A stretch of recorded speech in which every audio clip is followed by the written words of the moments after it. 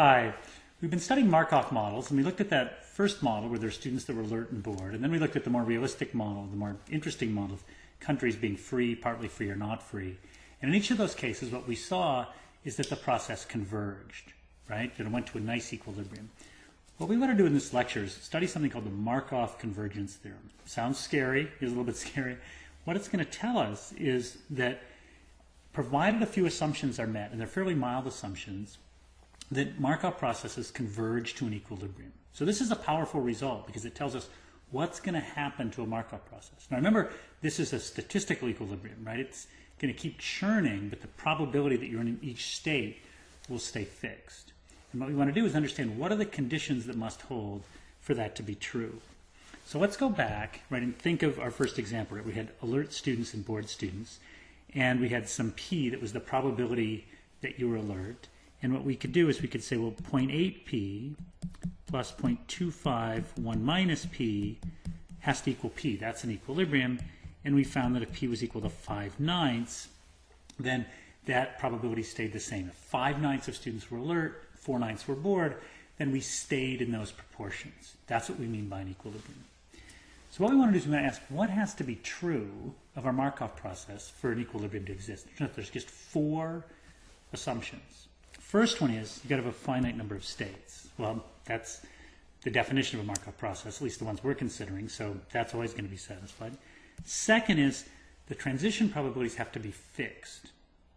So by that I mean that from period to period, the probability you move from one state to another doesn't change. Now, we'll talk in a minute about why that might not always be true, but for the moment, let's just assume that's the case. Third, and this is sort of the big one, you can eventually get from any state to any other state. So it may not be that you can get from state A to state C right away. Maybe that you have to go through B. But as long as there's some way from getting from state A to state C, that's fine. That'll satisfy assumption 3. And then the last assumption, the fourth one, this is sort of a technicality, it's not a simple cycle. So if I wrote down a process where you automatically go from A to B and automatically went from B to A, then the thing would, churn, but the thing is it wouldn't really go to this nice stochastic equilibrium necessarily. It could be that you have all A's, then all B's, then all A's, then all B's, then all A's, then all B's. So if we rule out simple cycles and just assume finite states, fixed probabilities can get from any state to any other, then you get an equilibrium. So this is the Markov convergence theorem. Given A1 through A4, a Markov process converges to an equilibrium, and it's unique.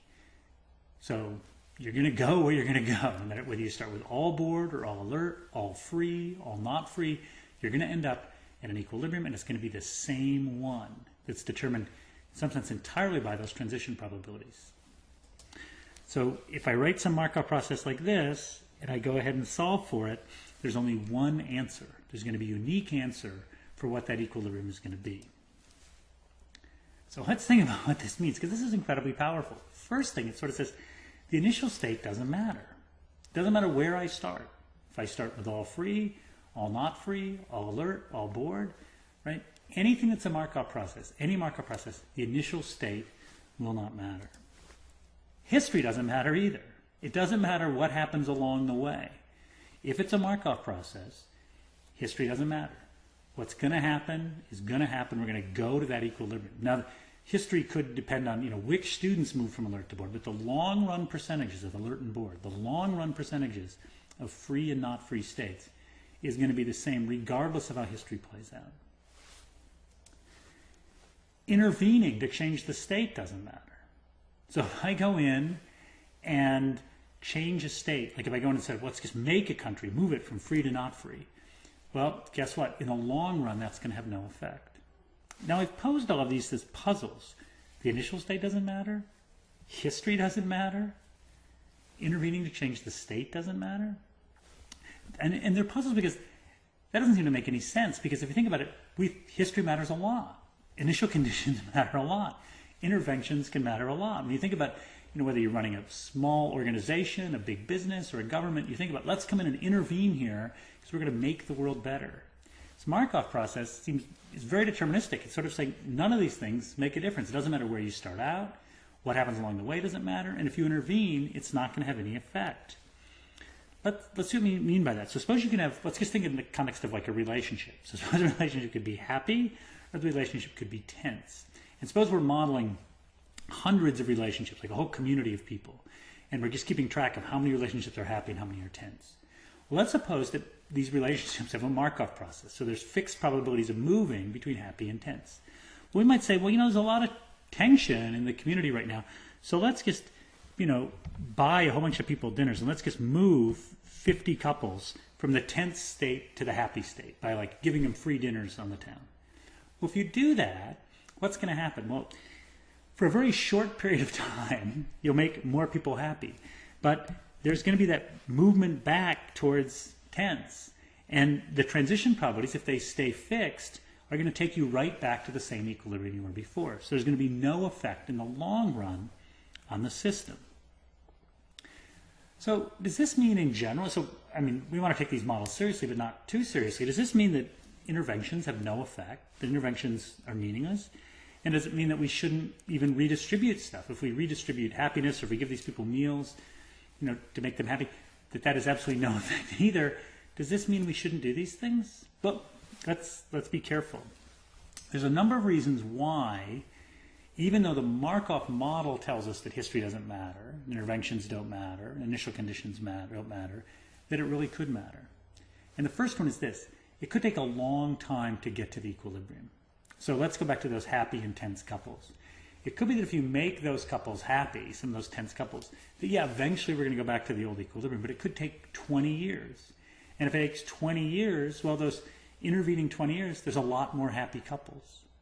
Or if we think about maybe only 60% of countries will be free, but if we artificially make too many free, we could have 30, 40, 50 years of a whole bunch of countries remaining free that wouldn't have been free otherwise. So even if in the long run we end up at the same place, it could be in the intervening years we still get some sort of benefit. But that idea that it just takes a long time to get there, maybe we can get a little boost in between, is still sort of, taking this somewhat negative view that any intervention we do can't matter. But yet we've got this darn theorem, right? We've got this theorem that says finite number of states, fixed transition probabilities, can get from any state to any other, then none of these things do matter. Well, let's look at these. Let's look at them seriously and ask, which of these things maybe doesn't hold? Well, the finite state thing, that's kind of hard to argue with because we could just sort of bin reality into different states. Remember earlier we talked about categories? Well, these states are categories, so we can think about which categories do we create to make sense of the world, and having a finite number doesn't seem like a big idea. This can eventually get from any one state to any other. Well, that one, maybe there's cases where that's not true. Maybe there's cases where you can go from one state to another. So that's one we want to look at. But the one we really want to focus on is this fixed transition probabilities.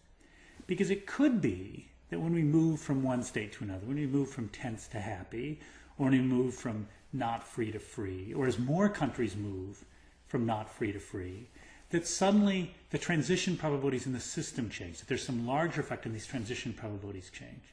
So the thing we want to focus on when we think about why history may matter, why interventions may matter, is because those transition probabilities may change over time as the function of the state we're in. Now, this doesn't mean that the Markov model is wrong. The Markov model is right. It's a theorem. It's always true. But if we want history to matter, if we want interventions to matter, then we've got to focus on this. We've got to focus on interventions or policies or histories that can change those transition probabilities. Let me phrase this in a slightly different way. If we think about changing the state of the process, like moving from tense to happy, it's just going to be a temporary effect. But if we think about changing the transition probabilities, then we can have a permanent effect. So when you think about what are useful interventions, they're going to be interventions that change the transition probability. When you think about moments in history that could be things like tipping points, right, which we talked about before, those are going to be moments in history that change the transition probabilities. So if we have a tipping point, if we move from one likely history to another, what must be going on is those transition probabilities have to be changing. So what have we learned? We've learned something really powerful, that if we have a finite set of states, fixed transition probabilities, and we can get from any state to any other, then history doesn't matter, interventions don't matter, initial conditions don't matter. Now, that's not to say that those things don't matter in the real world. They probably do. But if they do, then one of those assumptions have to be violated. Either states aren't finite, and that's sort of a hard one to disagree with. So it must be that either we can't get from some place to every place else, or that those transition probabilities can change. Now, the most likely one is that transition probabilities can change, and interventions that really matter, interventions that tip, histories that matter, are events that change those transition probabilities. So what we see is not that everything's a Markov process, but what we see is that this Markov model helps us understand why are some results inevitable, it's because they satisfy those assumptions, and why are some results not. Okay, thank you.